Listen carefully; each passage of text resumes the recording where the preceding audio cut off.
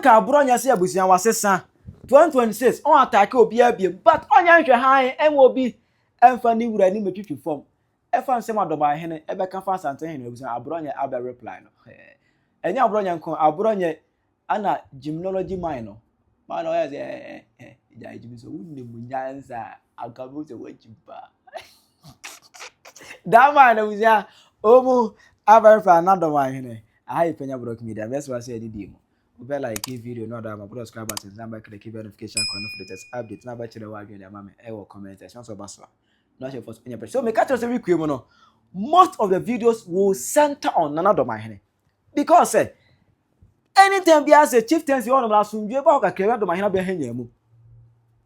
out of nowhere Asantehene celebrate kwesi dey kai Sunday twam here because na Saturday no Asante Independence Day and on Sunday akweside di kai for afi 2026 double celebration hold because Independence Day no IGP organizing Ghana police be celebrate to Asantehene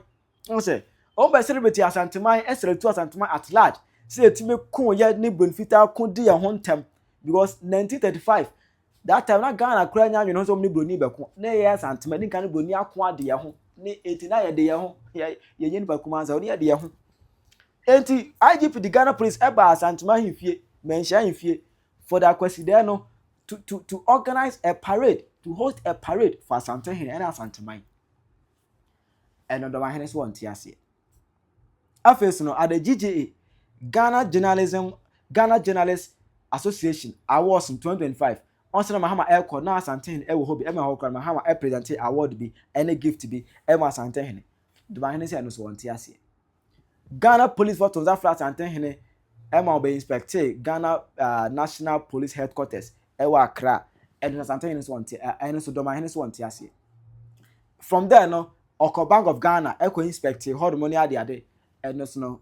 unia so want ase to go nyan kan fu na Dormaahene ebe press conference and then the attack pa or the attack ebegu yewura so o kanya kosi say Mahama an stop Asantehene any or no obeda ne tax collector ewo Dormaah obe start akọ agege tax obeje to eto ewo Dormaah we ana Abronye DC together with Gyiminology minor and many others abe reply Dormaahene na we ni nsem a omo eka kire no ye benya hemfu binum na omo de traba niam na ba be wura kan sempoto no ko free every modern democracy be a papa biano Sanyama way, Ufrasia, oh yeah, and away I say, ye Frasia Trim Crawford, Edin Crawford question, Trim Crawford, Jim Crawford position because of our language. Ya quote or Marco Sukun so brought for Muntimentins of Bosomia Bantu or Moka. Tiomunia, Quanya, your pen or Moka. Confusion position Tinu, and maybe about to obey. Ni purchase into a bakata free no ko. Emlebi be ba to obetwa okrom ha. Ensema eni constitution ni bo abra. Na yeye. Na renaming na are ye koku. No fakasiya no and ready history about Ghana. Oko Britain ewo ho se omune Ashanti Kingdom de nya konya Ghana tio empani for ka sembi se wusno bi otime emre bi ohene ya by say there is no kingdom in Ghana na se wo yo ohene na oka wo ya ade ntokwa na woni Asantehene nya eye den na ye ma flag ye Ashanti flag so eye Asantehene na ma wotu ye na aso prosifo na ni na omodi asida ebre no ye tan ye ho a ene akuntoko ene agi achinyi se baby o mampani be ko bia no Yeah, I no kware, but I day na oma Ashanti flag so. Say empanimfo wo ma we mu. Also onye ni paketu a Ghana ha. Apart from say we ye ohene no. We ye mra. Wo no mra kura wo. Enti se wa nkwala ni bi kura na eka we ya na nka nko no watea wo mo. Ase bibi e fa sante ho de dabi. Se wo no so obesi bari anu akwaji to na Ghana ya odi ho. Ho na be ma sa akwa. Flag na oma amaso wa Ashanti region. Emra president ba ni nti do so obesi bari a. Papa. Ensem bi ohod mu na o akokoduru a na waka ensem akokoduru nsem a edi mpuntu ebeba na waka nsem a ebema as oman no edi nkabomu beba aprosi fo nyamfunso omanpani nyamfunso otikoko so nyamfunso otu anamon ena namo a otu ye no nka anya hweso ma hemfori nyina se mo besua sa namon papa otu ye no adepa okoye ye no de wanka ho asem de won flag a o mama so Dormaahene sa asumdue ba wompe social media no so no se ye mo udin a aya wompe but ye mo udin e wo bibi papa mu ibebo udin a na enkura ebedi watem anase ne nkura ye bedi hu agoro social media no so adu obi ankasa ntia obi mu o ye wade yensu ye ade etoda na yese opese wo ye ade bi na wodi sebio jimi na wodi afa ho akasa tia Asantehene but ya hwedin mede na minim se bi a edam no atiko kakra but kamya koye se boapayo na de bia wode ba ye de enim se boapayo but yes saye a ye ja wo pa ma se ye de obeye na ye nsu ye nye ye de but anytime bia bo hu se yewura ya de bia no opeso do anu betum for past best 3 months ni to 4 months ni minka wasem krada what try ways and means bia so but ultimate trendy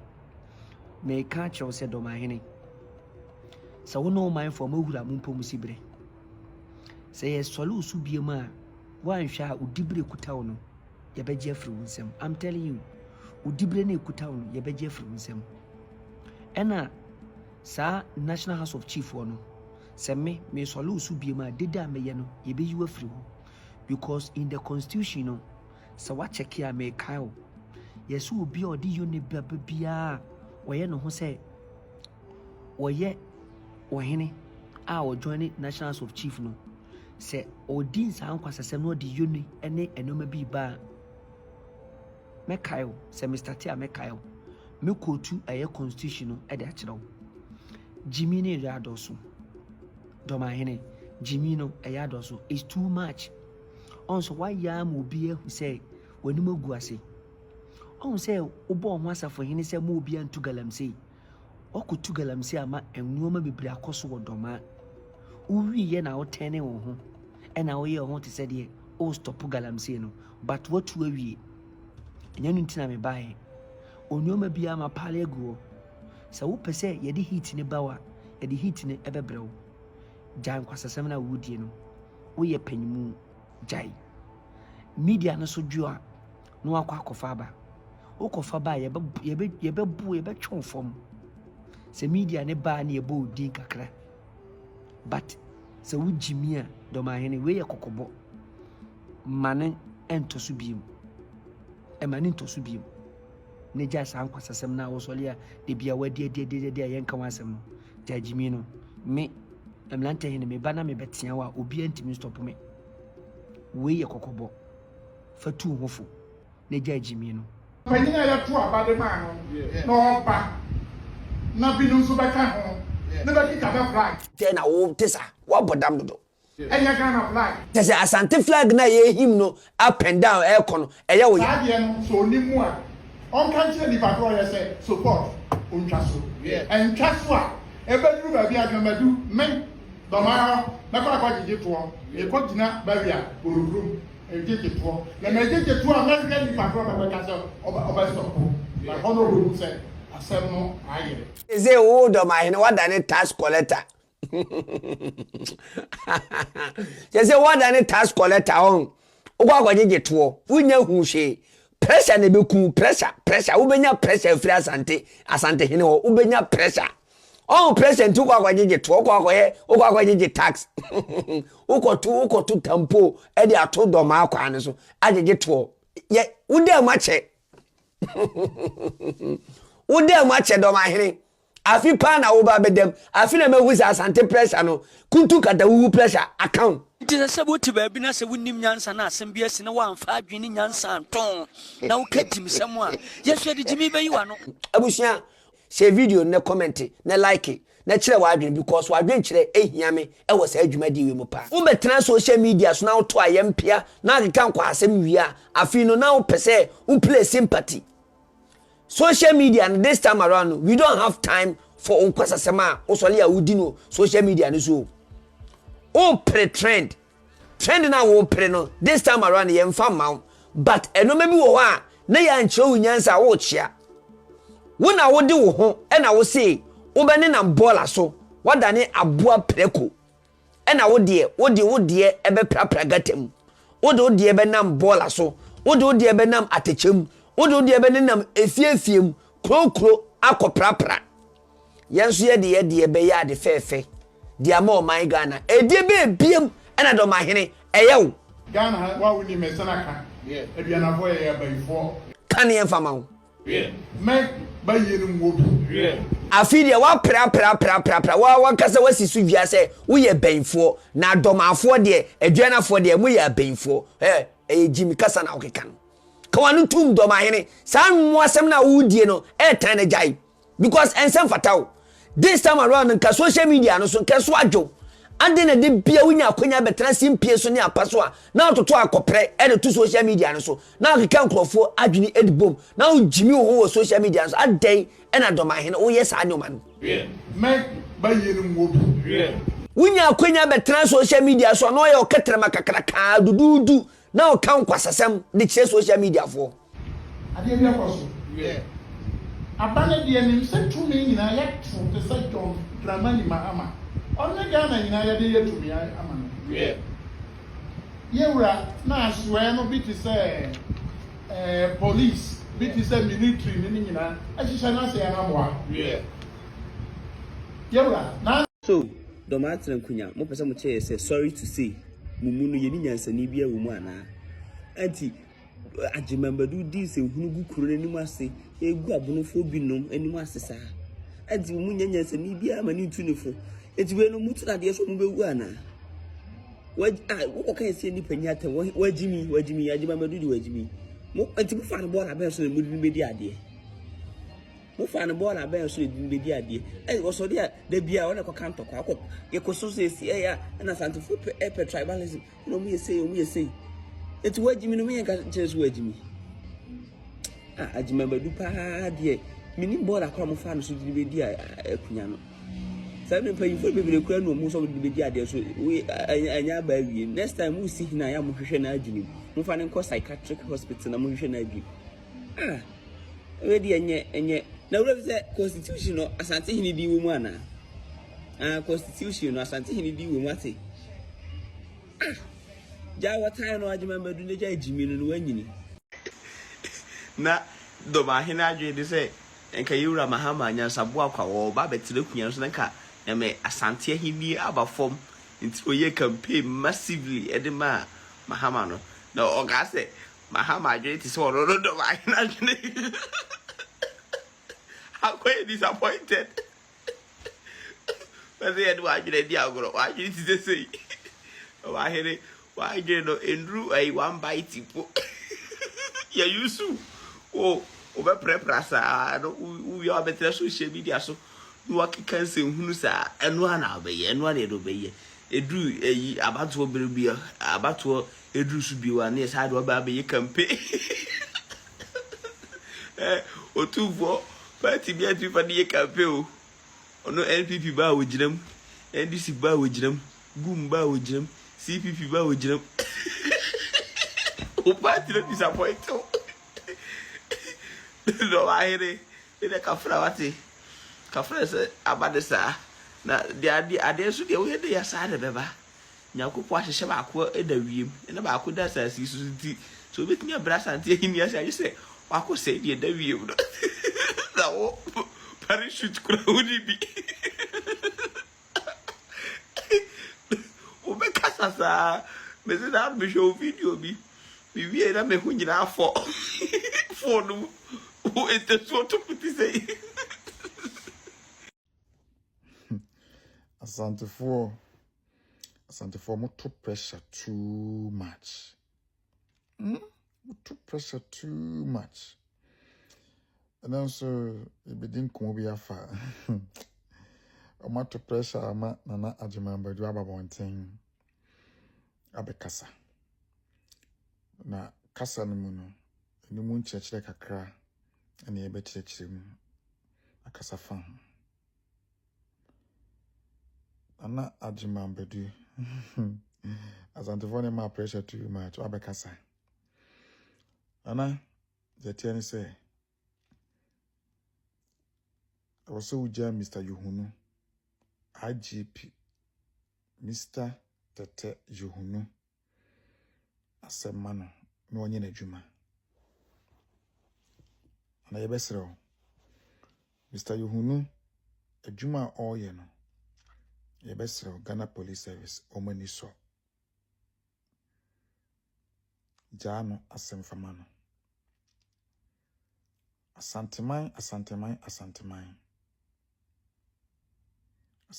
no okasa ono omobeko a ayaniema bebrebe akonya na yura Otumfuo se tutu odi no ayene nanam ne be jitu ho man no ana ono abet eba so obehwe so no ato aso sede Dormaahene etie no wo fanom na be jitu ho a onso aba oba beto aso Quarter guard ne guard of honor na Asantehene yura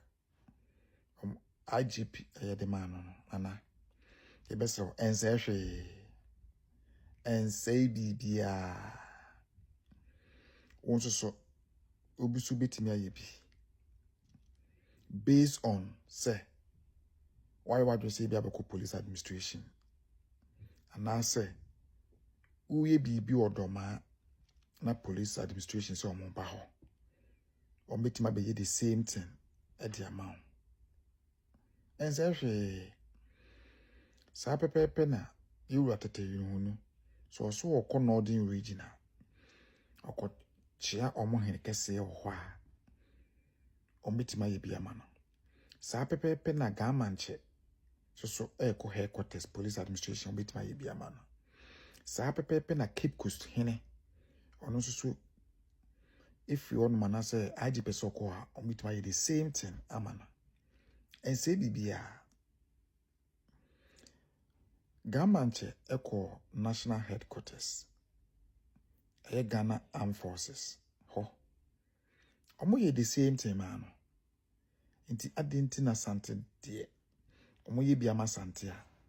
a problem nane the thing say insecurity wise no so and sembu ono mo a ye ma bonten beka in 6 years backwards ope wo ma enya kwenya ewo police service, immigration, fire service, Ghana Armed Forces, customs ayebono ahafo womo ene doso a time be beba bono ahafofo omno me donate wo security agency because be 6 years ni womo ne afa omo dodo no nana where who am meka na common guard of honor way and as a common ceremonial parade way Ghana Police Service ayede ma Otumfuo says to entino IGP aye nyeme bia ense nana we enye bibia ho me say ombetimi aye bi dia ma ohene bia wo fen se wo yo program a we hear police for nas any security agency bi ombetimi aye bi dia ma ho e besre say IGP e besre manenye na dwuma promotion or the man lady say abunfo bebre wom onkwala bebre wom wo area fo bebre wom nti e besre nyema bi wo hono mo a ye mfa ya no enkasa because wo yo hene kese ye besre IGP ye mesre jini free Ghana Police Service ni de yom free Kyerɛ wadwe ma me ɛwɔ comment section. Ayi Penyah Block Media. Akra.